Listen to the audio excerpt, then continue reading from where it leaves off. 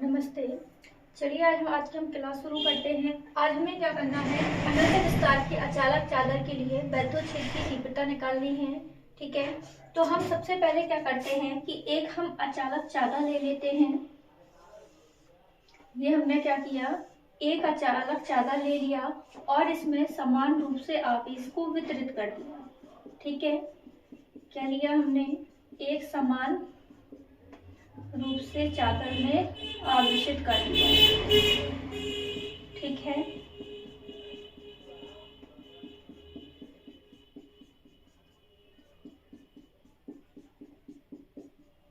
ये ठीक, एक हमने क्या ले लिया, एक अचालक चादर ले ली जिसका आपका पृष्ठावेश घनत्व कितना है, सिग्मा है। और इस चालक पे हमने समान रूप से आवेश को क्या कर दिया है, वितरित कर दिया है। ठीक है, अब हम क्या करते हैं कि इस चादर के आर पार, सबसे पहले तो हम मान लेते हैं कि चादर के केंद्र से आर दूरी पर, कितनी दूरी पर, आर दूरी पर यहाँ कहीं बिंदु P है। ठीक है, इतनी ही दूरी पर हम इसके अपोजिट साइड भी क्या लेते हैं, एक बिंदु P डैश ले लेते हैं। कितनी दूरी पर, सेम दूरी R पर। अब हम बिंदु P और P डैश से होते हुए इसके आर पार क्या करते हैं, एक बेलनाकार गॉसियन पृष्ठ की कल्पना कर लेते हैं।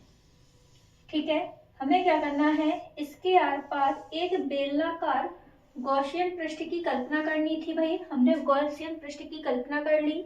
इस बिंदु ए पर इसका क्षेत्रफल क्या है, dA होगा और इस बिंदु P पर हमें वैद्युत क्षेत्र की तीव्रता निकालनी है।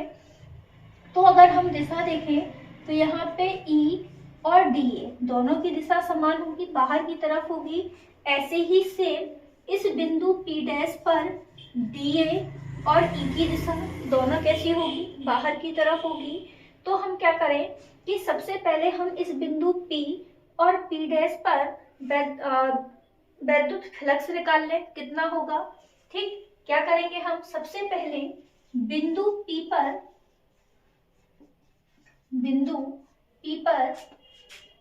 पृष्ठ से निर्गत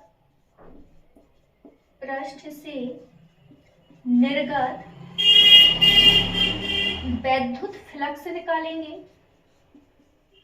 ठीक है, बिंदु P पर निकालेंगे तो इसको हमने क्या मान लिया, फाई पी। ये हो जाएगा समाकलन vector E dot vector dA। ठीक है, सेम ऐसी ही अब हम बिंदु P डैश पर भी निकाल लेंगे। ठीक है, इस पर बिंदु P डैश पर पृष्ठ से निर्गत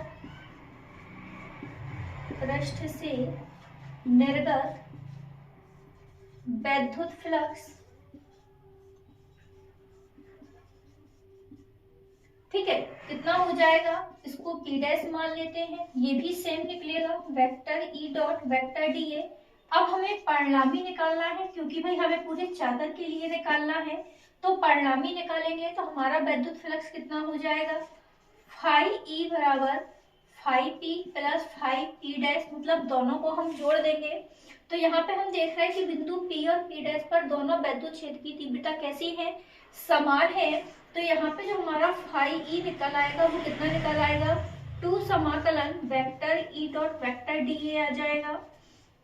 ठीक है, चलिए अब हम डॉट को हटाते हैं तो हमें पता है कि हम क्या लेते हैं, कॉस थीटा।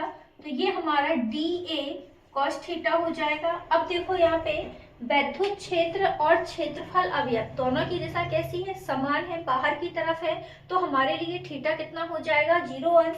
तो यहाँ पे जब हम 0 रखेंगे तो फाई E बराबर कितना निकल आएगा, 2A निकल आएगा। यहाँ पे दिखा देते हैं, थीटा हमने कितना लिया है, 0 लिया है। ठीक है, इसको मान लेते हैं पहला समीकरण।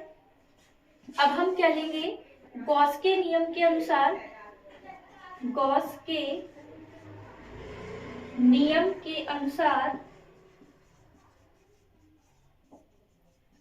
ठीक है, फाई E बराबर क्या होता है, Q अपॉन एप्सिलॉन 0। इसको मान लेते हैं सेकंड समीकरण।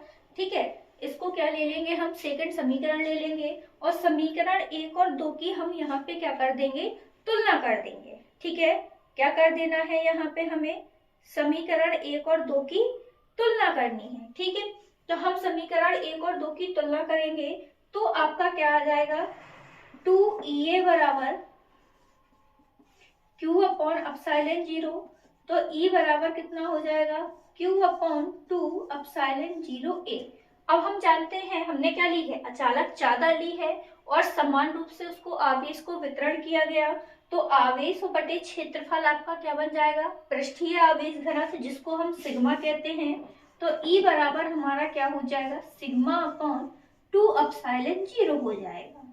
ठीक है, अब यहाँ पे देखो हमने क्या लिया था, केवल एक चादर ली थी। अगर मान लीजिए आपको दो प्लेटें दे दी जाए जिस पर एक धनात्मक और एक ऋणात्मक आवेश होगा, तो भाई एक प्लेट के लिए तो आपको वैद्युत क्षेत्र की तीव्रता यही रहेगी, सिग्मा अपॉन 2 एप्सिलॉन 0, चाहे नेगेटिव हो चाहे आपका पॉजिटिव चार्ज उसमें किया गया हो। ठीक है, अगर आपको दो प्लेटें दे दी जाए तो भाई पहली प्लेट के लिए आपका इतना हो जाएगा, सेकंड प्लेट के लिए भी इतना हो जाएगा, और दोनों का बाद में हम परिणाम ही निकाल लेंगे, है ना।